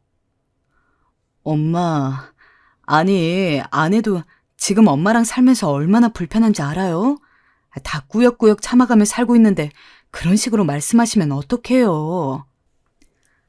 나는 그냥 술을 너무 많이 먹는 것 같길래 한마디 한 것뿐이야. 그게 뭐 그리 잘못이니? 너도 남편이면 걔가 술을 그리 많이 먹을 땐 그러지 말라고 말도 좀 할 수 있어야지. 일주일에 5번은 술을 마시고 들어오는데 어느 날은 인사불성이 돼서 날 보고 야라고 하더라. 화장실도 못 찾아서 부엌에 소변을 보려고. 이건 아니지 않니? 니들 눈에야 어른이 잔소리한다 생각하겠지만 나도 참고 참다 말한 거다. 아들은 제가 상황을 말하자 그제야 한숨을 푹 쉬곤 어떤 말도 없이 제 방으로 쏙 들어갔어요. 평일엔 얼굴 보기가 힘들어서 싸움이 엎다치지만 주말엔 며느리의 행동을 참고 보기가 힘들었어요. 며느리는 일단 집안일엔 전혀 손을 대지 않았습니다. 제가 옆에서 걸레질을 하고 자기 속옷 빨래하는 걸 보고 있어도 그저 리모컨을 돌릴 뿐이었어요. 얘야, 너 방 정리 좀 하고 와라. 책장에 먼지도 많이 쌓였더라. 먼지 좀 쓸고. 네네. 지금 하래도? 알았어요. 제가 이렇게 말해도 그냥 저리 대충 말하며 귓등으로 넘기고 하다못해 아들에게라도 하라 했지만 아들 역시 피곤하다며 자기 일쑤였습니다. 결국 집안일은 모두 늙은 제 몫이었어요. 매일 빨래하고 청소하고 밥 차리고 허리가 휠 것 같았어요. 매일 이불에 몸을 눕힐 땐 신음소리가 절로 나왔죠. 하지만 아이들은 제가 하는 걸 당연하게 생각하며 저거 해달라 이거 해달라 요구하더군요. 그러던 어느 날은 애들 올 시간에 맞춰 저녁 밥상을 차려놓았는데 며느리가 옷을 벗기도 전 밥상을 보더니 인상을 찌푸리더군요. 그리곤 수저로 된장국을 퍼먹더니 이러는 겁니다. 어머니, 아니 이거 된장국 맛이 왜 이래요? 너무 간이 싱겁잖아요. 아니 어머니 저번부터 짜게 먹으면 안 좋다고 말하면서 모든 음식을 이런 식으로 만드는데 너무 맛이 없어요. 이왕 음식 해주실 거면 좀 맛있게 해주면 좋잖아요. 제가 무슨 궁중음식 바라는 게 아니라 저나 이이나 회사에서 힘들게 일하고 왔는데 정성 하나 없고 맛없는 음식 먹으니까 기분이 별로예요. 당신도 그렇지 않아?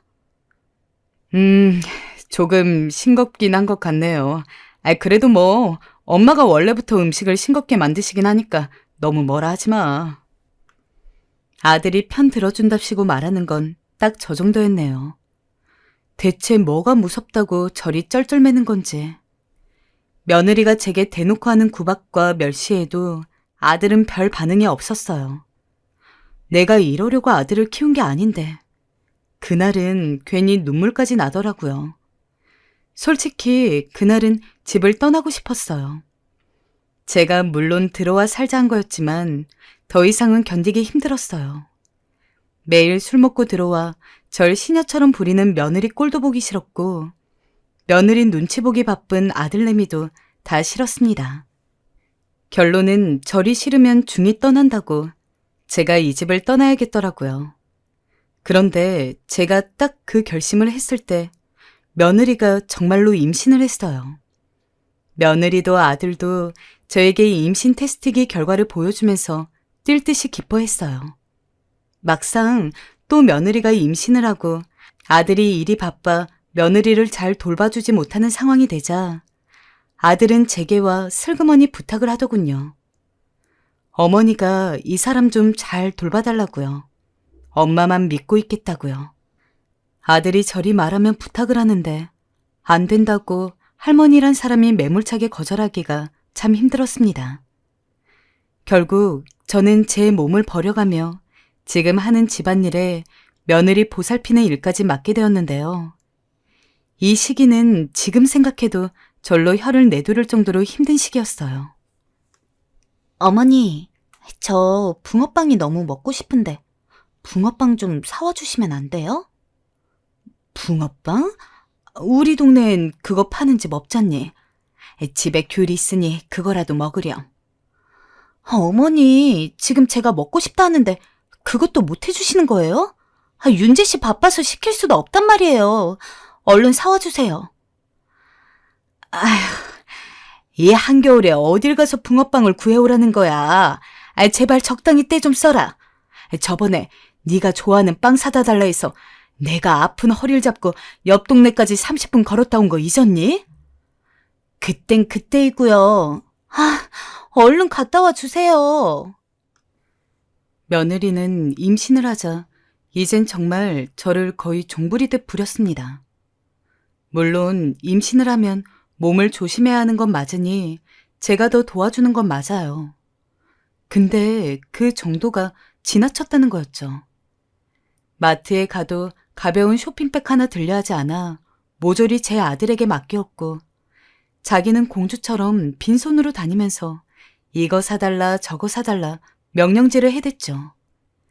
하다못해 옆집 아줌마가 저와 며느리 하는 대화를 어느 날 들으시곤 며느리가 아주 상전이네. 피곤하겠어. 라고 말할 정도였죠.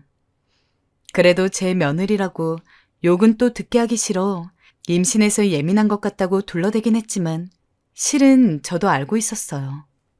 며느리의 행태가 남들 보기에도 보일 만큼 심각하다는 것을요.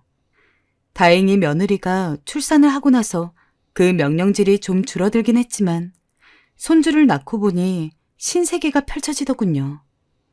며느리는 자식에게 어쩐지 무신경했어요.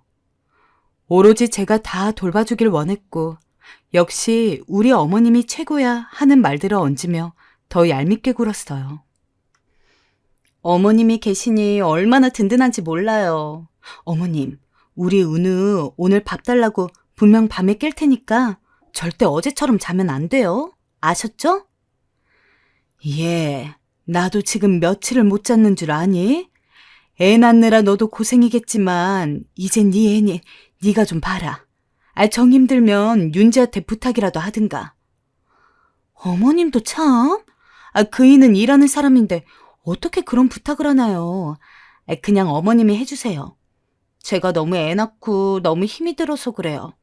몸 좋아지면 제가 할게요. 며느리는 툭하면 애 낳아서 힘들다는 식으로 엄살을 부리곤 했는데 그 덕에 저는 잠도 못 자고 뜬 눈으로 밤을 새며 손주를 봐야 했습니다. 나이 먹어서 육아하니 얼마나 힘이 들던지 정말 이보다 중노동이 없었어요. 그래도 절 바라보고 방긋방긋 청사같이 웃어주는 손주를 보고 있으면 우리 아들 어렸을 때가 생각이 나기도 하고 이 어린 것을 두고 집에 올라가기가 참 그랬어요. 그러던 어느 날이었습니다. 저도 넘어가지 못할 정도로 며느리가 진상짓을 벌이더군요. 손주를 보고 있는데 갑자기 며느리가 그날도 잔뜩 술에 취해 와선 손주에게 술에 취한 입김을 불어넣는 게 아니겠어요?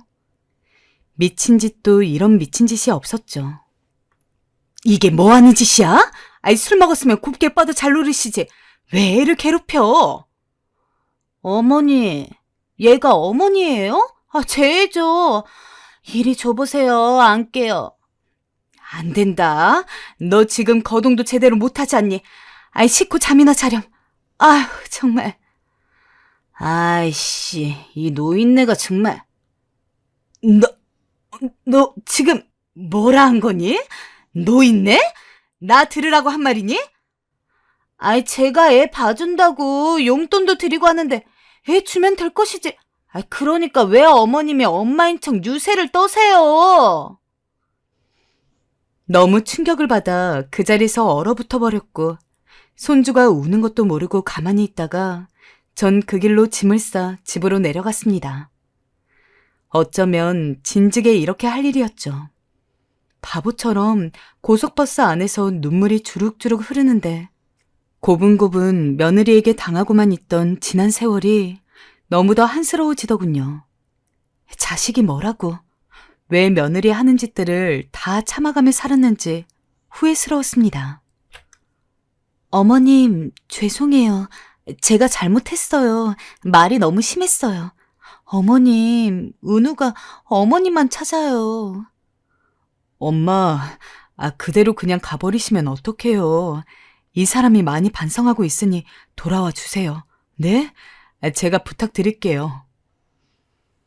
이 아이들은 하루가 멀다 하고 전화를 걸어와선 죄송하다 어쩐다 말을 하며 절 괴롭혀댔고 돌아올 것을 부탁했지만 저는 모든 연락을 싸그리 무시했습니다.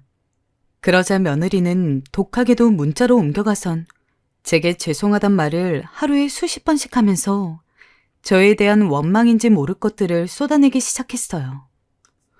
손주가 이리 할머니를 찾는데 어쩜 모른 척할 수 있냐.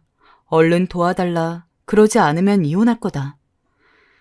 나중엔 저 말까지 하는데 어이가 없어서 한숨 한 번 쉬곤 그냥 냅둬버렸습니다. 아들 집이 아닌 제 집에 사니 그렇게 마음이 편할 수가 없더라고요. 이젠 집안일에 시달리지 않아도 되고 술 먹는 며느리 안 봐도 되고 괜한 일로 욕먹지 않아도 되고 손주는 보고 싶었다만 그래도 제 몸과 마음이 편하니 새삼 살 것 같았습니다. 하지만 그러던 어느 날 며느리에게서 전화가 걸려왔어요. 받지 않으려 했지만 어머니, 우리 은우 죽어가요. 라는 문자에 너무 놀라 전화를 받고 말았어요. 무슨 일이냐? 어머니, 은우 머리가 불덩여서 병원에 데리고 왔어요. 제가 이희와 은우 데리고 산책을 나갔는데요. 말을 들어보니 며느리는 찬겨울에 옷도 제대로 안 입히고 애를 데리고 나간 모양이었어요. 정말 미칠 노릇이었죠. 저는 버럭 화를 내고 싶었지만 우는 며느리를 붙잡고 따지기도 시간이 아까워 일단은 손자가 있는 병원으로 가게 됐고 거기서 두 사람을 다시 만나게 되었어요. 무려 반년 만이었죠. 며느리는 그대로였지만 특히 아들의 얼굴은 왜인지 모르겠지만 어딘지 정말 아픈 사람처럼 헬쓱해 보였어요.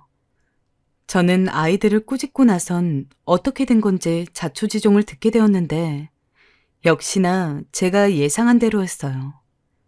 그 후 아이들은 자기들이 아무래도 부족한 것 같다며 애복이 얘기를 꺼내었어요. 니들이 애복이에 자신이 없으면 아이 봐주는 사람을 써라. 나는 질려버렸다. 더 거기서 파출부 노릇하고 싶지 않아. 엄마, 파출부 노릇이라뇨. 뭔 그런 말씀을 하세요. 엄마, 지난번엔 저도 일이 너무 바빴고 이 사람도 스트레스가 많아 엄마한테 제대로 못한 거 인정해요. 그런데 지금 저희가 아이 봐주는 사람을 쓰기엔 형편이 안 돼서 그래요. 형편이 안 된다니? 네 의사 월급이 얼마인데 그러니? 그게 사실은요. 엄마 나가시고 새로 병원을 개원했는데 잘 안 돼서 지금 빚만 잔뜩이에요. 빚이라는 말에 머리를 한 대 또 맞은 듯 했습니다. 전혀 모르는 일이었죠. 그제야 아들의 안색이 이해가 되었습니다. 아들은 빚이 꽤 가벼운 금액도 아니라며 피골이 상접한 얼굴로 제게 부탁해왔어요.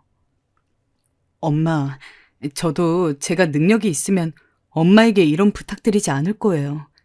저도 지금 너무 힘이 들어서 그래요. 만약 이 사람이 엄마한테 또 버릇없이 굴거나 하면 제가 단단히 단속할게요. 저는 엄마 편이에요. 아시잖아요.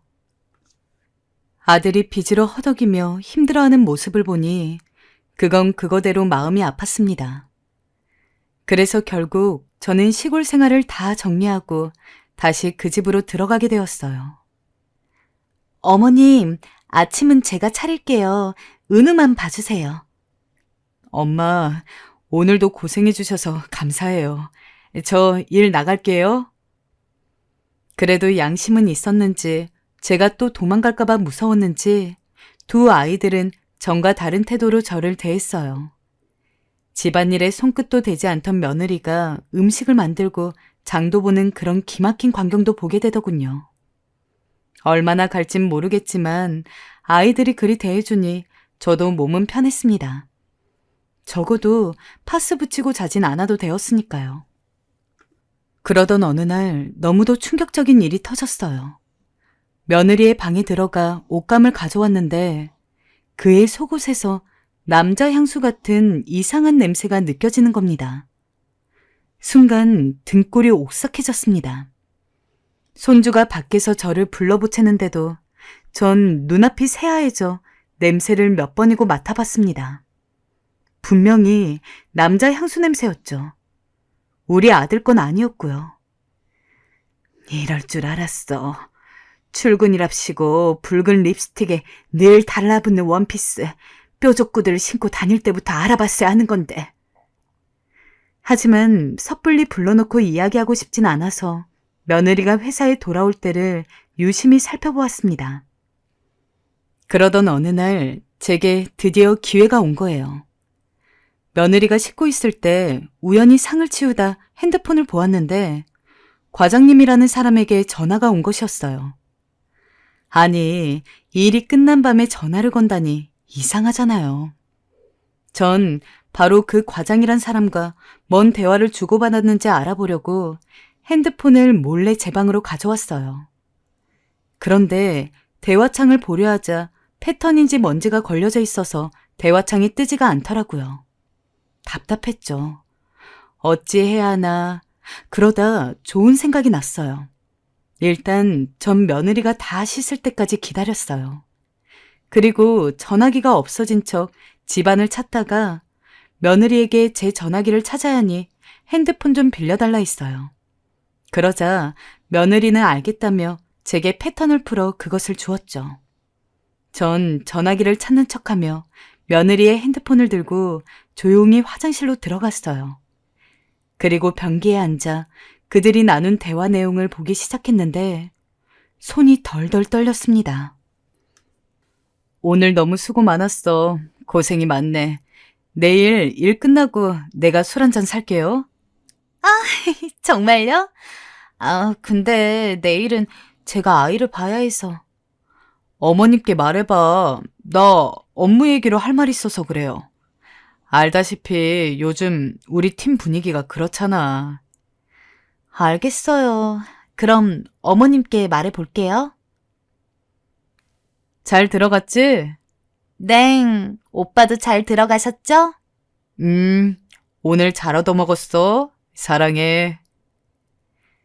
축하해, 승진. 한번 쏴. 네, 오빠. 사랑합니다. 진짜요. 두 사람의 대화가 깨름칙했어요. 일하는 사람끼리 사랑이라는 단어를 쓰는 것도 이상했지만 과장이란 단어에서 오빠라고 호칭이 바꿨다니 말이 되나요? 심지어 과장이란 사람 사진을 확대해보니 세상에 아이도 있는 유부남이더군요. 저는 가슴을 가라앉히려 애쓰다 퇴근한 며느리를 방 안으로 불렀어요. 무슨 일이세요? 너 솔직히 말해라. 뭘요? 너 혹시 남자 있니? 네? 과장이란 사람 말이다. 아이까지 있는 그 남자. 처음에 며느리는 눈에 띄게 당황해했습니다. 그러다 그 아이는 기가 찬 얼굴로 헛웃음을 내뱉었습니다. 핸드폰 봤다. 사실대로 말해라. 제 핸드폰을 봤다고요? 어머님, 제정신이세요? 어떻게 그런 사생활을 침해하는 짓을 아무렇게나 하세요? 정말 어이가 없네. 웃기게도 그 아이는 얼굴을 붉히고 눈까지 부라리며 제게 성을 냈습니다. 그때 마침 퇴근하고 집으로 온 아들이 무슨 일이냐며 방으로 들어왔습니다. 그러자 방금 전까지 제게 눈을 부라리던 그 아이는 오빠라고 말하며 아들 품에 안기더군요. 그리고 그 곱상한 얼굴로 눈물을 뚝뚝 떨구며 제 말을 그대로 전했습니다. 아들은 놀란 얼굴이 되어서 정말이냐고 묻더군요. 제가 그렇다고 하자 소리나게 한숨을 쉬었습니다. 엄마, 이러지 좀 말아주세요. 아이, 나이 먹더니 왜 이렇게 꼬장꼬장해지신 거예요? 괜한 일로 의심하고 이간질이나 하고 말이에요. 아들이 그렇게 제게 소리를 지른 건 살다 처음 있는 일이었어요. 자기도 중간에서 지친다고 어머니께서 말도 안 되는 의심을 하시니 그 사람도 힘들 수밖에 없다고 어떻게 아내가 어머니를 좋아할 수 있겠냐며 그 아이 편을 들었습니다. 어미에겐 늘 살갑기만 했던 아이가 목소리를 높이니 전 너무 당황스러워 어버버거리다 그만 눈물이 한가득 고여 집 밖으로 뛰쳐나갔어요. 아마 제가 그때 며느리 핸드폰을 미리 뺏어두거나 카메라로 찍어두기라도 했으면 이런 일은 없었겠죠. 허나 아들이 철석같이 며느리를 믿고 나오니 저도 할 말을 잃었습니다. 그 후부터였을 겁니다. 우린 서로 눈을 마주치지 않았어요. 특히나 며느리는 절 투명인간 취급을 했죠. 아니, 저는 그렇다 쳐도 어떻게 어린 며느리가 시부모에게 그럴 수 있는 건지 저는 도통 이해할 수가 없었어요. 제가 시집살이를 할 때만 해도 저런 행동은 할 수가 없었어요. 시부모님이 그저 무릎을 꿇으라면 꿇고 네 하라면 네, 아니라고 하면 아니요. 그저 어머님 말씀에 순종하고 또 순종했어요. 그런데 이 아이는 툭 하면 제게 말대꾸하고 이젠 저를 본체만 체하며 대놓고 무시했습니다. 늙음하게 이런 대접을 받아야 하니 정말 자다가도 속이 뒤집히고 제 처지가 한탄스러워 놀이터에 가서 혼자 눈물을 흘린 날이 숱했죠. 급기야 우울증이 온 건지 재미있는 TV를 보다가도 괜히 눈물이 나더군요. 그때 제가 그나마 붙잡을 수 있는 건 하나님밖에 없었습니다. 저는 성당에 나갈 때마다 기도했습니다. 하나님께서 제발 애써달라고. 그럼 이춘숙이 뭐든 다 하겠다고. 저의 기도는 더욱 간절했지만 하늘도 무심하시지 제 기도는 들어주지 않으시더군요. 하지만 전 시간이 지나면서 흥분을 가라앉혔어요. 그리고 열심히 머리를 굴리다 드라마에서 본 방법이 생각났어요. 바로 미행이었죠. 이런 짓 나쁜 시어미들이 막장 드라마에서나 하는 짓인 건 알았지만 미행을 해서 증거 사진을 찍는 게 제일 확실했습니다. 전 결연한 마음으로 그 전날 잠에 들었어요. 그리고 다음날 아침 아들에게 동창회가 있으니 손주를 봐달라 말하고 며느리 회사 근처로 갔죠. 하루 종일 서 있으려니 허리가 아프고 배도 고플 것 같아 전 중간에 회사 근처 커피숍에 가서 빵 같은 거와 무슨 사약 같은 커피 한 잔으로 배를 채우고 저녁이 될 때까지 기다렸죠. 그리고 며느리가 나올 때쯤 되자 갑자기 며느리에게서 전화가 오는 거예요. 저도 모르게 너무 놀라 커피를 엎지를 뻔했죠. 며느리는 제게 오늘 늦을 것 같다며 먼저 주무시라 하더군요. 당황스러웠지만 저도 식은땀을 닦으며 태연하게 나도 동창회에 나와 있으니 걱정 말고 놀다 오라 말했어요. 그로부터 10분 후 드디어 며느리의 모습이 보였어요. 짧은 치마를 입고 나오는데 그 옆엔 사진에 봤던 그 애딸린 과장이란 놈이 있더군요. 둘이 뭔 얘기를 그리 재밌게 하는지 며느리의 입은 거의 귀에 걸려 있더라고요. 저는 재빠르게 일어나 컵을 달라 하는 종업원의 말도 무시한 채 그들의 뒤를 따라붙었죠. 놓치면 안 되니까요. 그들은 보기만 해도 아주 으슥한 골목에 위치한 술집으로 들어갔습니다. 저도 한 10분 후 그 술집으로 들어가선 걔네들이 절 절대 볼 수 없는 자리에 앉았어요. 그리고 종업원에게 아무거나 달라 하곤 그 두 사람을 몰래 쳐다보았어요. 처음엔 별일이 일어나지 않더군요. 그런데 1시간쯤 지나자 세상에 갑자기 과장이란 놈이 며느리 옆으로 가는 겁니다. 그리고 손을 어깨에 두르며 다정하게 며느리의 손을 매만졌어요. 이럴 줄 알았지만 막상 보니 가슴이 콱 막히는 게 우리 순진한 아들 얼굴이 눈에 밟히더군요.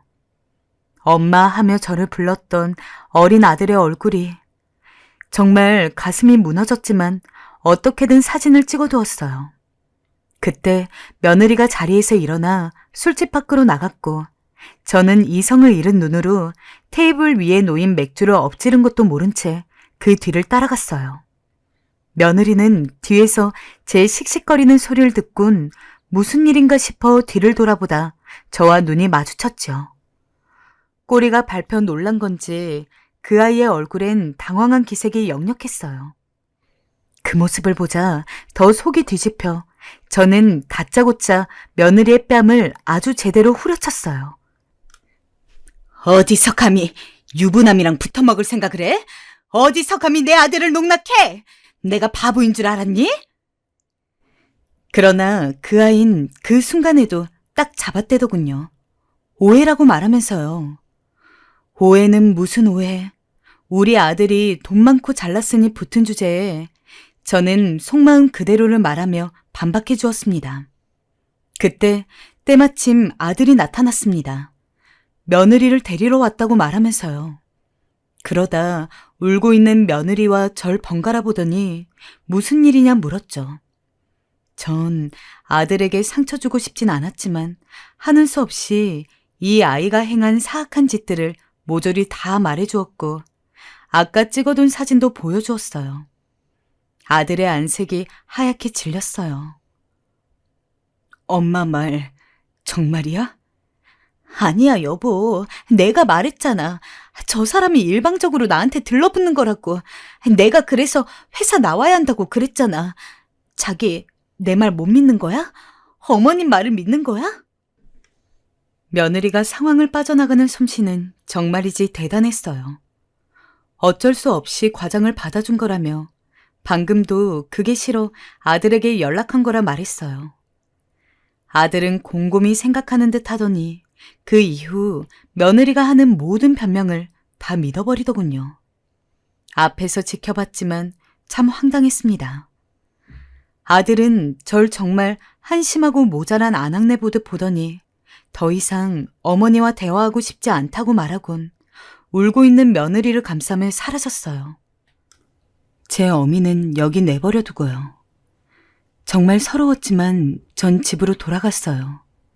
그리고 일부러 이부자리를 피고 잠에 들은 척 불을 껐습니다. 그래야 마음이 가라앉을 것 같았거든요. 그런데 비밀번호 소리가 들리더니 누군가 풀썩 바닥으로 주저앉은 소리가 들렸어요. 며느리가 술에 잔뜩 취해 들어온 거였어요. 며느리는 술에 취해 뭐라 중얼거리더니 동네 시끄럽게 언성을 높이기 시작했습니다. 나 정말 싫어. 오빠, 도저히 못 참겠어. 미영아, 오빠가 잘 얘기해 볼게. 어머니 내쫓아. 아니면 내가 나가. 이혼 도장 찢는다고. 애는 어떻게 하게? 어떻게든 오빠가 돈 벌어서 먹여 살려. 내가 애 돌볼 테니 내 핸드폰 들춰보는 시어머니랑은 못 사니까. 바람핀 주제에 참으로 가관이었죠. 하지만 전 일단 꾹 참았습니다. 그런데 다음 말은 너무나 충격적이어서 지금 생각해도 눈물이 앞을 가립니다. 그 아이가 말했어요. 내가 무슨 생각까지 하는 줄 알아? 어머니가 차라리 사고라도 당하셔서 죽었으면 좋겠어. 그래서 내 눈앞에서 좀 안 보였으면 좋겠다고. 불 꺼진 어둠 속에서 그 목소리를 듣고 있는데 정말이지 분하고 서럽고 눈물이 나더군요. 바람핀 것도 모자라 새파랗게 어린 며느리한테 저런 소리를 듣고 있어야 한다니, 내가 죽었으면 좋겠다니, 어쩌면 인간이 저런 말까지 할 수 있을까요? 그것도 어른에게, 시어머니에게. 정말 며느리 말 따라 확 죽고 싶은 심정이었어요. 하지만 더 기가 막혔던 건 아들의 반응이었어요. 다음 날 아들은 정말 진지한 얼굴과 목소리로 그냥 나가 살아달라 하더군요. 니네 때문에 시골 생활도 정리한 마당에 내가 어딜 가야 하냐 묻자 그 살갑던 아들이 아내가 이제부터 일을 그만두고 아이를 돌보기로 했다며 더 이상 어머니와 살 수 없다고 나가달라 했어요. 결국 나를 내쫓는구나. 기가 막혀 눈물이 앞을 가렸어요. 하늘이 무너지는 것 같았어요. 하지만 그렇게 서러운 만큼 저는 집 밖으로 한 발자국도 나가지 않았습니다. 어떻게든 며느리의 바람피는 현장을 잡아 입증하고 싶었거든요. 허나 저는 여러분, 솔직히 지금 돌덩이가 가슴에 있는 것처럼 너무 힘듭니다. 모든 게 그 아이 때문이라 생각하고 싶지만 죽어도 제 말을 믿지 않는 아들을 보니 이미 아들도 제 품 안의 자식이 아닌 것 같습니다. 우리 아들이 어쩌다 이렇게 되어버린 걸까요? 어디서부터 잘못된 걸까요? 정말 그 아이와 제 아들이 헤어졌으면 합니다. 부모 없이 자라는 손주가 불쌍하긴 하지만 그런 어미 아래에서라면 손주가 제대로 클 수 있겠어요? 정말 오늘은 이 사연 쓰고 그냥 엉엉 울다 잠들고 싶습니다. 지금까지 한많은 노인네 이야기 들어주셔서 감사합니다.